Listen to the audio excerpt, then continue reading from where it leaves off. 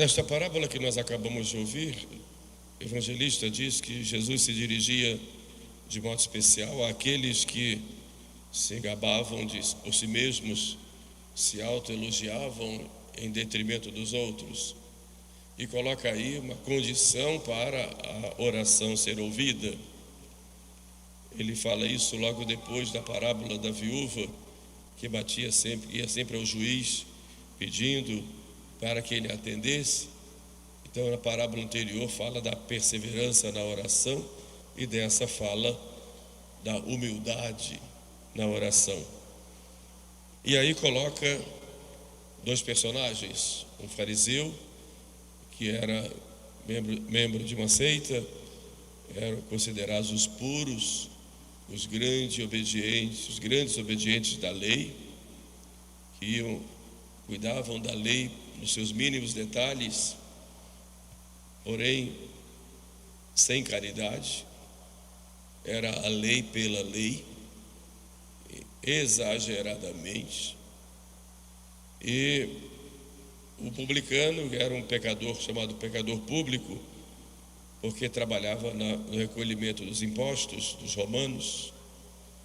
Era mal visto pelo povo, porque representava o poder estrangeiro, pagão, e também muitas vezes eram desonestos. Por isso os publicanos eram considerados pecadores, e falar com o publicano era como que se sujar com eles. E Jesus, de propósito, coloca aí esses dois homens: primeiro aqueles que se consideravam os justos, e do outro lado aqueles que eram considerados pelo povo, sobretudo pelos fariseus, como os grandes pecadores. E ambos foram ao templo para fazer oração. E Jesus vai discorrendo sobre a oração do fariseu, e depois a oração do publicano, e depois faz uma conclusão. Olhemos a oração do fariseu, que expressa realmente quem ele era, qual era o seu relacionamento com Deus e como era. Em primeiro lugar, ele diz: eu vos dou graças, Senhor, porque eu sou um homem bom, um homem justo. É normal nós fazermos ação de graças e devemos agradecer sempre. São Paulo diz: em tudo dai graças, e dar graças a Deus faz parte da nossa oração.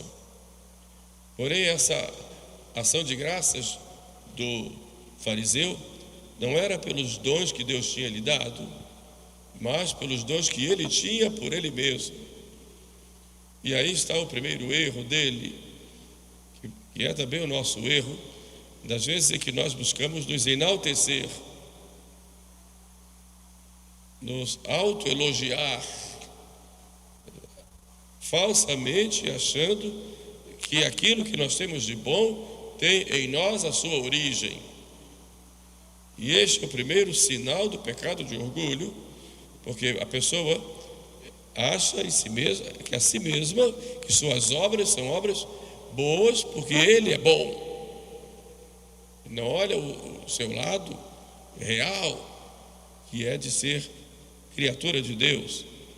Então nós devemos realmente dar graças, mas essas graças não por nós mesmos, mas porque Deus nos deu a graça para fazermos aquelas boas obras. São Paulo disse: ninguém pode dizer Senhor Jesus se não for movido pelo Espírito Santo. Portanto, tudo que nós fazemos de bom é a obra da graça de Deus em nós, que encontrou em nós uma correspondência, mas foi a Deus que agiu em nós com a nossa colaboração.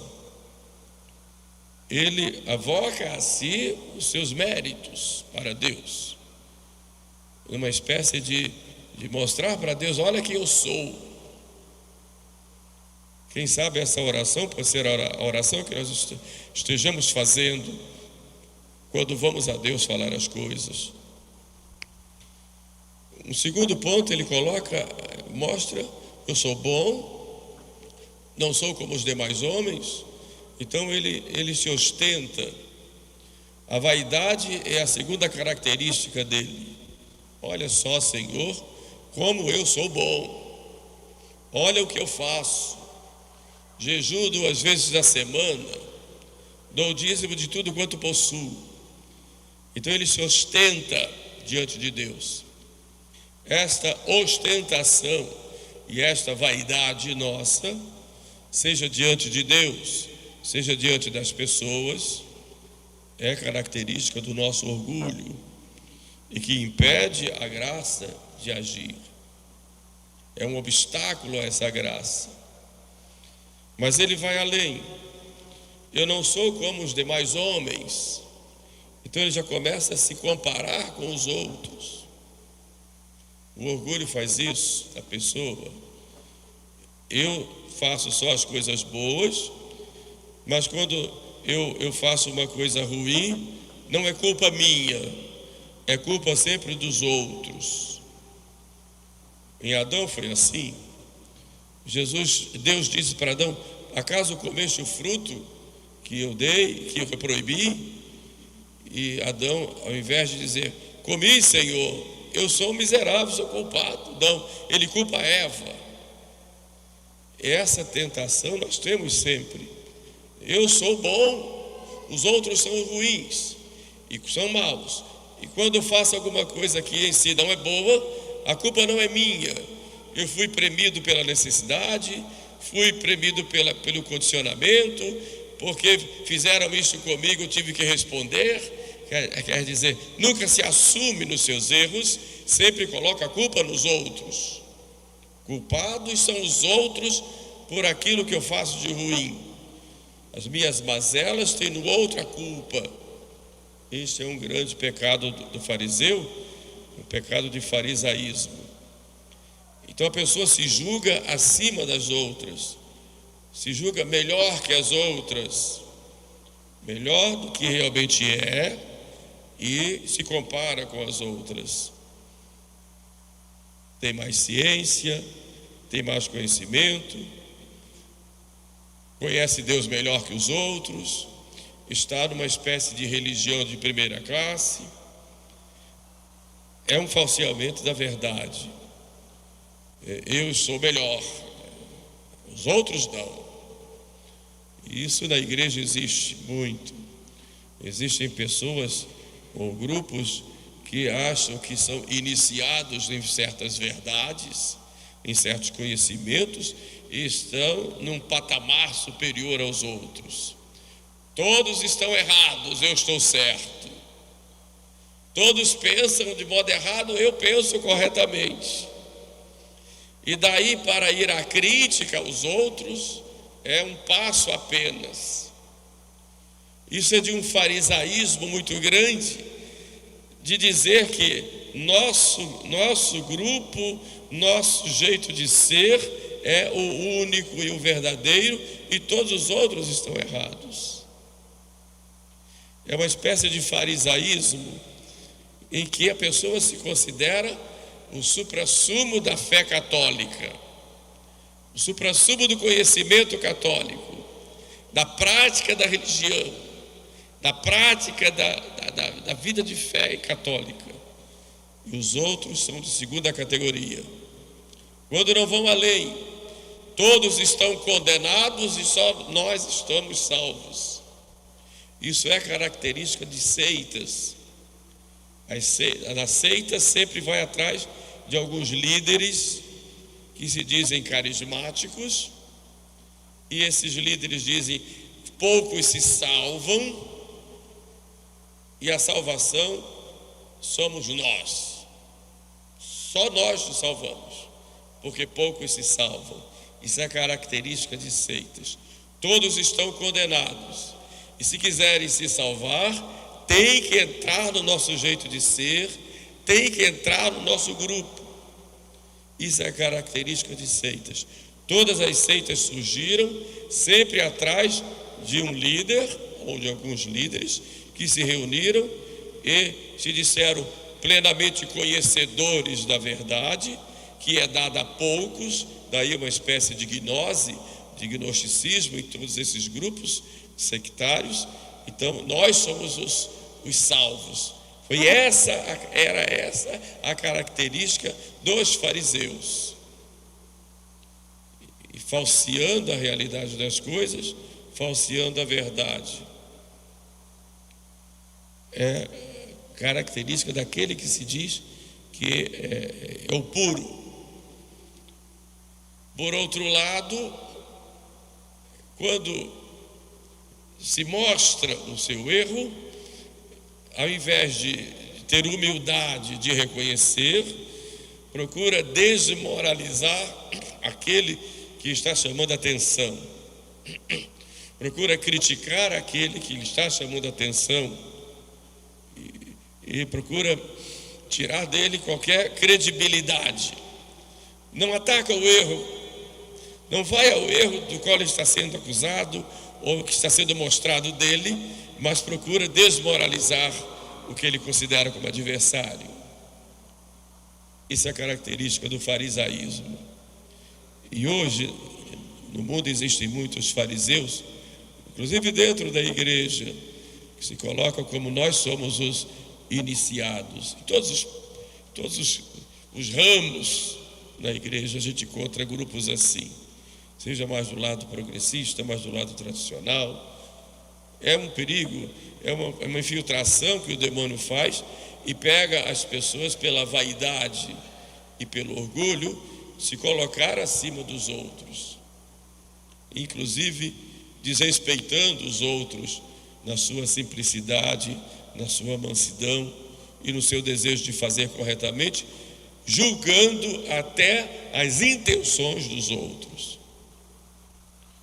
A resposta a isso está na epístola que São Paulo deu, nos diz hoje aos Coríntios. A igreja, ela é guiada pelo Espírito Santo. E o Espírito Santo derrama os seus dons diversos na igreja. A igreja, ela tem a unidade de fé, unidade de culto, unidade de governo, mas ela tem uma diversidade de carismas, porque o Espírito Santo, ele derrama vários carismas na igreja. Por isso São Paulo vai dizer: a uns foi dado o dom de ensinar, a outros de pregar, a outros de profetizar, a outros de interpretar as profecias, a outro dom de línguas, a outro de interpretar as línguas, a outro de curar, a outro de fazer milagres. Ele vai mostrando isso para dizer que na igreja existe uma diversidade de dons e carismas. E se nós olhamos São Paulo naquele tempo, falando para aquelas pequenas comunidades, como é o caso de Corinto, que se arvorava de ser uma comunidade muito carismática, mas muito tendenciosa a grupos. Assim falamos em termos de igreja hoje, no mundo inteiro, diversas culturas, diversas histórias, cada um com o seu passado histórico, em diversas culturas, como dizemos, no mundo, há uma diversidade. Então, unidade não significa uniformidade. E é claro que eu tenho que respeitar o que o outro é e o que o Espírito Santo inspira na vida do outro. O que é mais sério e importante é a unidade de fé, unidade de cremos nas mesmas coisas, unidade de sacramentos, unidade de culto e unidade de hierarquia, unidade de governo, que tem Pedro como o sucessor de Pedro como cabeça. Mas há essa diversidade e nós temos que aprender a respeitar essa diversidade dentro daquilo que a igreja nos coloca e sempre colocou. Todo o magistério fala disso, todo. Nada de novo. Sempre foi assim. Quando houve a separação dos ortodoxos e a igreja começou a trabalhar para que eles voltassem, as bulas, as cartas dos papas em direção a eles, dizendo: respeitem suas culturas, respeitem os seus ritos. Era assim. Até ritos que na igreja latina já tinha caído em desuso, respeitem lá, porque se respeita a diversidade, mas que estejam unidos na fé, unidos nos sacramentos, unidos ao sucessor de Pedro, à cátedra de Pedro. Isso hoje em dia não se entende, ou vai às últimas consequências, fruto do orgulho humano. Outra coisa que o fariseu faz é um juízo temerário, julgar o outro. Viu o publicano e logo julgou. Não sou como aquele homem. Nós temos muito essa tendência. Olhamos uma pessoa, já filmamos de cima embaixo e já detectamos e dizemos: esse é bom, esse não é bom. Fazemos muito disso. Não podemos fazer isso. Não podemos julgar das intenções. Quem está de pé, cuide que não caia. Quando disse Jesus, vigiai e orai, exatamente nos chamou da atenção, porque nós podemos cair. Vigiai e orai, para não cair sem tentação. Olhemos a oração do publicano. Ele simplesmente abaixou a cabeça.